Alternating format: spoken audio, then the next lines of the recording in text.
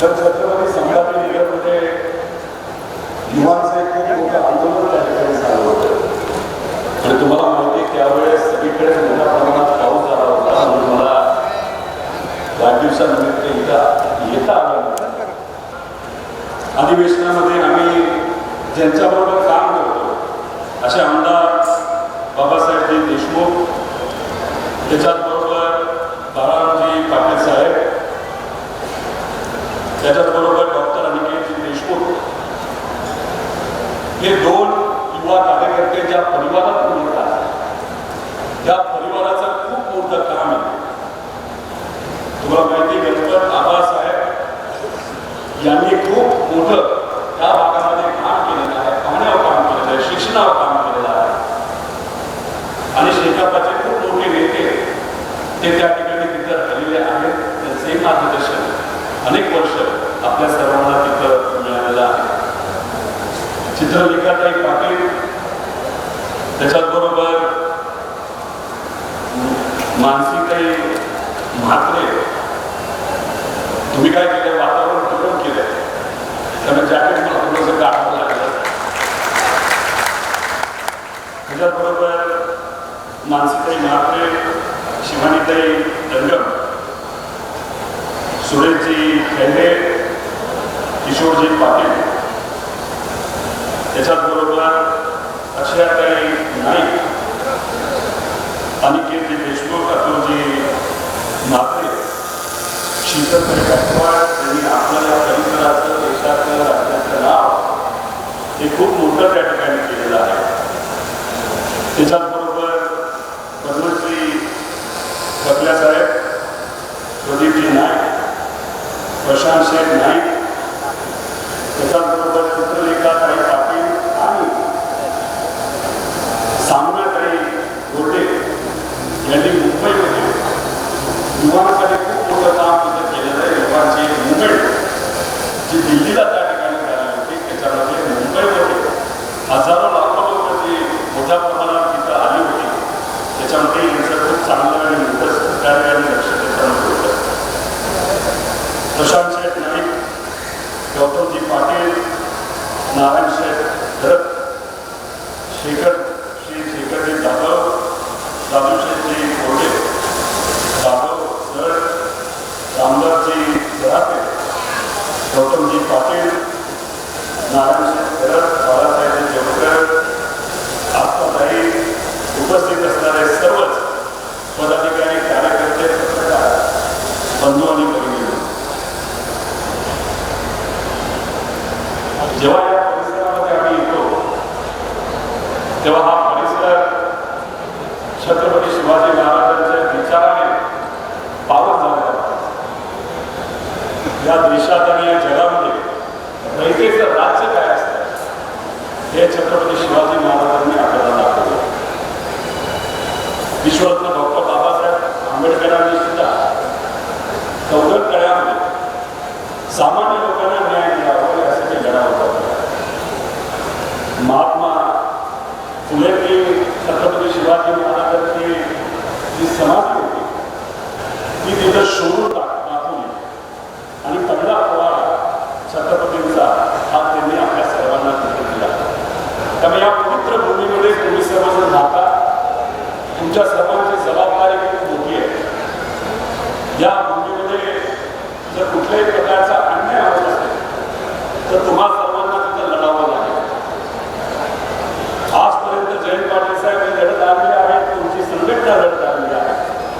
शेतकऱ्यांवर जर अन्याय होत असेल, मजुरांवर अन्याय होत असेल, युवांवर अन्याय होत असेल, महिलांवर अन्याय होत असेल तर तुमच्या संघटनेने खूप मोठं कार्य याच्या आधी तिथं केलेलं आहे आणि याच्या पुढेही तुमची संघटना खूप सुंदर आणि महत्वाचं काम करतील असा विश्वास माझ्यासारख्या कार्यकर्त्यांना त्या ठिकाणी वाटतो. वातावरण बदलते. तुम्ही पूर्वी बघितलं असेल एखाद्या युवांच्या टी शर्टवर अपना टाइम आएगा असं लिहिलं असायचं. मला सगळ्या युवांना सांगायचं अपना टाइम आएगा हे आता जुनं झालं, आपला टाइम आलेला आहे. काही दिवसांपूर्वी खूप मोठा संघर्ष या देशामध्ये झाला. सामाजिक दृष्टिकोनातून सर्व संघटना एकत्रित आले. एक खूप मोठा लढा हा अख्ख्या भारतामध्ये त्या ठिकाणी युवांनी उभा केला आणि त्या लढ्याला यश आलेलं आपण सगळ्यांनी बघितलं. आणि अहंकारी सरकार जे दिल्लीच आहे त्यांना जर तुम्ही त्या ठिकाणी चुकवलं असेल तर ते युवांच्या एक सुटीने आणि युवा शक्तीने ते चुकवलेलं आहे. धीर धरा. आपल्या सर्वांना मनापासून काम करायचं. वातावरण बदलतंय.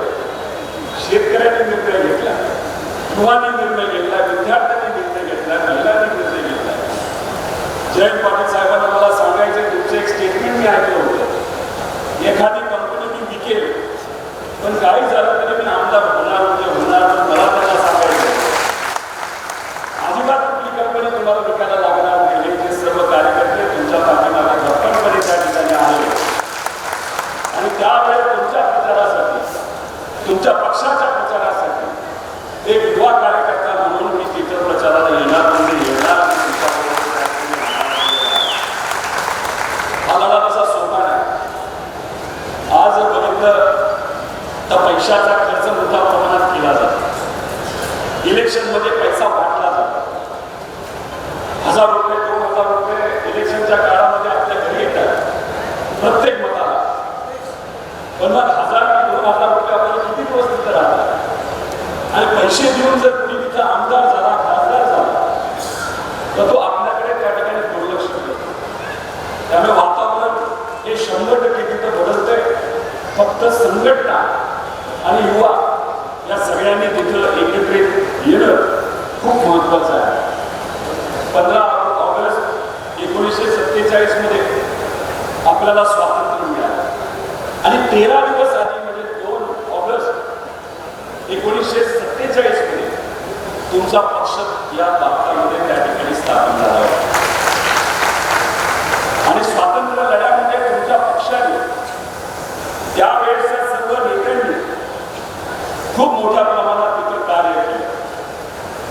आपल्याला न्याय मिळावा, स्वातंत्र्य मिळावं यासाठी शंकररावजी मोरे साहेब, त्याच्याबरोबर भाऊसाहेबजी राऊत, केशवरावजी जेगे, त्याच्याचबरोबर तुळशीदासजी जाधव, दत्ताभाऊ देशमुख, रामभाऊजी नलावडे असे अनेक नेत्यांनी त्यावेळेस एकत्रित येऊन हा पक्ष तिथे स्थापन केला.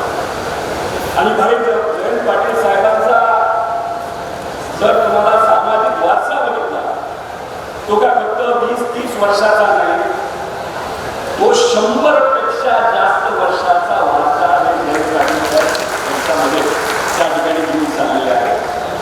त्यांच्या आजोबांचं आणि विश्वगुरू डॉक्टर बाबासाहेब आंबेडकरांचं फार जवळचं नातं होतं. या परिसरामध्ये आल्यानंतर डॉक्टर बाबासाहेब आंबेडकर त्यांच्या घरी यायचे.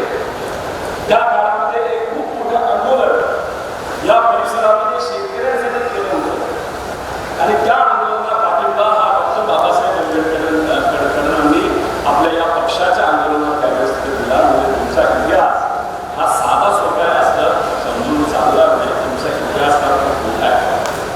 त्यामुळे जेव्हा इतिहास मोठा असतो तेव्हा आपल्या सगळ्यांची जबाबदारी पण तितकीच मोठी असते. मी पवार वर्गाला देतो. आज प्रामाणिकपणे या महाराष्ट्रामध्ये लोकांच्या बाजूने त्या ठिकाणी का होतो? कारण का आदरणीय पवार साहेबांनी लोकांच्या हितासाठी, महाराष्ट्राच्या हितासाठी खूप मोठ्या प्रमाणात संघर्ष केला आणि माझ्या आजोबांना एवढा संघर्ष त्यावेळेस केला असेल तर माझी सुद्धा जबाबदारी विचाराबरोबर तिथं राहिलं पाहिजे. त्याच्याबरोबर संघटनेबरोबर लोकांबरोबर तिथं राहिलं पाहिजे. यासाठी खऱ्या अर्थाने आज आम्ही सर्वजण लढतोय. आम्हाला ईडीचं भीती दाखवली, सीबीआयची भीती दाखवली, इन्कम टॅक्सची भीती दाखवली, पण आपण सर्वजण मराठी माणसं आहोत. आपण मराठी माणसं दिल्लीसमोर कधीही झुकत नाही आणि त्याच संघर्षाची भूमिका त्या ठिकाणी आपण घेतलेली आहे. नंतरच्या काळामध्ये आपण जर बघितलं तर भाई गणपतरावजी देशमुख साहेब आभार असतील, भाई विवेकजी पाटील असतील, त्याच्याबरोबर सुभाषजी पाटील असतील, जयंत पाटील साहेब असतील, डी पाटील काका असतील, त्याच्याबरोबर अण्णासाहेब गव्हाणे असतील, या लोकांनी सुद्धा आपल्या या पक्षासाठी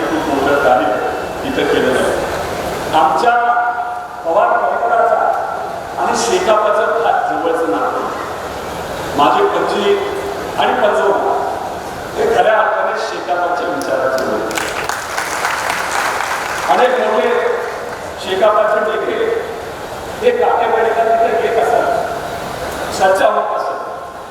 खूप मोठ्या प्रमाणात विचाराचा पगडा हा माझ्या परिवारामध्ये त्या ठिकाणी होता. माझे आजोबा फकीर वसंत आजोबा हे आपल्या शेकापा पक्षातून त्या ठिकाणी लढले. त्यावेळेस यश आलं नसलं तर ते प्रामाणिक होते. आणि आता हर्षवर्धन सपकाळ साहेब येत आहेत, काँग्रेसचे नेते. पवार साहेबांनी त्यावेळेस निर्णय घेतला, काँग्रेसचा विचार तो पुढे घेऊन जायचा. पण पवार साहेबांच्या बाबतीत तुम्ही बघितलं असेल, जयंत पाटील साहेब असतील, नितीन पाटील साहेब असतील, देशमुख साहेब असतील, यांना नेहमी त्यांनी विश्वासात घेतलं. काय आपल्याला लोकांसाठी शेतकऱ्यासाठी करता येईल हे प्रामाणिकपणे त्याच्यासाठी चर्चा केली आणि सरकारच्या माध्यमातून लोकांना तिथं न्याय दिला.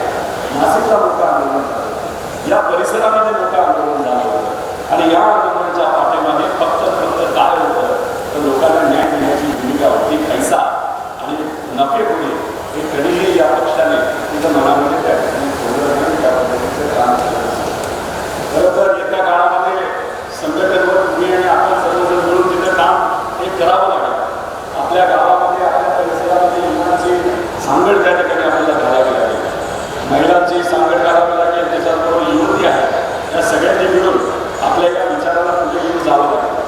काही प्रमाणात तुम्ही ऐकलं असेल 2023 पासून हा पक्ष कुठला, हा नेता कुठला, हा आमदार कुठला, हा खासदार कुठला हे आता सुरू झालेलं आहे. लोक कधीही या लोकांना पाठिंबा देणार नाही. लोक नक्कीच येत्या काळामध्ये आपल्या विचाराच्या लोकांना निवडून देतील. या अनुषंगाने तुम्ही आणि आपण सर्वजण नक्कीच त्या ठिकाणी काम हे करूया. आणि जेव्हा केव्हा आम्ही छोटं मोठं आंदोलन केलं, शेतकऱ्यांना कर्जमाफी मिळावी यासाठी पंढरपूरला आम्ही आंदोलन केलं. तिथे जयंत पाटील साहेब बेळापूर गावाला आले होते. दुसऱ्या दिवशी हर्षवर्धन सपकाळ साहेब सुद्धा येणार होते, पण आदल्या दिवशी आमचं आंदोलन तिथं मागे घेतलं. जेव्हा आपण चांगल्या विचाराने लोकांसाठी आंदोलन करतो, उपोषण करतो, तेव्हा त्याला यश आल्याशिवाय राहत नाही. तुम्हाला माहिती आहे की आपण पंढरपूरला जे आंदोलन केलं, उपोषण केलं आणि नंतर छत्रपती संभाजीनगरमध्ये मोठं आंदोलन करून उभं केलं. आणि या महाराष्ट्रामध्ये असणाऱ्या शेतकऱ्याला कर्जमाफी त्या ठिकाणी मिळाली आणि खऱ्या अर्थाने शेतकऱ्याला तिथे यश मिळालं. त्याच्याबरोबर कांदा उत्पादक शेतकऱ्याला न्याय देण्यासाठी आम्ही नाशिकला लढलो. MPSC विद्यार्थ्यांचं एक मोठं आंदोलन हे पुण्यामध्ये झालं होतं. काल परवा आम्ही एक मोठं आंदोलन हे MPSCचा पेपर जो कुठला आहे त्याच्याबद्दलचं सुद्धा पुण्यामध्ये मुंबईमध्ये त्या ठिकाणी केलेलं आहे. त्यामुळे या सगळ्या आंदोलनामध्ये आम्ही प्रामाणिकपणे तिथे काम करतो. नीटचं आंदोलन हे तुम्ही सर्वांनी उद्या डोळ्याने बघितलेलं आहे. आणि मी सांगतो तुम्हाला, नीटचं आंदोलन हे आत्ता झालं, त्याला यश मिळालं. आता येणारं आंदोलन हे कशाचं असेल तर हे EVMचं असेल आणि त्या आंदोलनाला सुद्धा यश आल्याशिवाय राहणार नाही. त्यामुळे तुम्ही सर्वजण या पक्षाबरोबर या विचाराबरोबर प्रामाणिकपणे राहणार. मला इथं बोलवलं, मला तुमच्याशी चर्चा करता आली आणि तब्येत थोडीशी निदान नसली तरी तुम्ही जी ऊर्जा इथं निर्माण केली त्या ऊर्जेमुळे मला तुमच्याशी संवाद साधता आला, सर्व नेत्यांशी संवाद साधता आला. याच्याच पद्धतीने येत्या काळामध्ये आपला हा जो संबंध आहे, घरगुती जो संबंध आहे, तो असाच त्या ठिकाणी आपण ठेवू आणि आपल्या विचाराच्या पक्षाला आमचा काँग्रेस या सगळ्या पक्षाला आपल्याला येत्या काळामध्ये ताकद ही कशी देता येईल यासाठी एकत्रित आपण काम करूया. आणि राज्य सरकारमध्ये असणारे जे सर्व नेते त्यांचा अहंकार सुद्धा येत्या काळामध्ये आपल्याला मोडायचा आहे, त्यांना ऊर्जावर त्या ठिकाणी आणायचं आहे. त्याच्याबरोबर केंद्रीय मंत्र्यांना एकदा आपण ऊर्जावर आणलंच आहे, तर उद्या जाऊन कुठलाही तुमच्या सर्वांचा महत्त्वाचा एखादा मुद्दा असेल एकजुटीने आपण लढल्यानंतर 100% त्या अहंकाराला आपण जमिनीवर आणल्याशिवाय राहणार नाही असा विश्वास व्यक्त करतो. तुमच्याशी संवाद साधून खूप मनापासून आनंद झाला. एवढ्या मोठ्या ताकदीने तुम्ही सर्वजण इथे आलात. परत एकदा तुमच्या वर्धापन दिनानिमित्त शुभेच्छा देतो. जय हिंद, जय महाराष्ट्र, रामकृष्ण.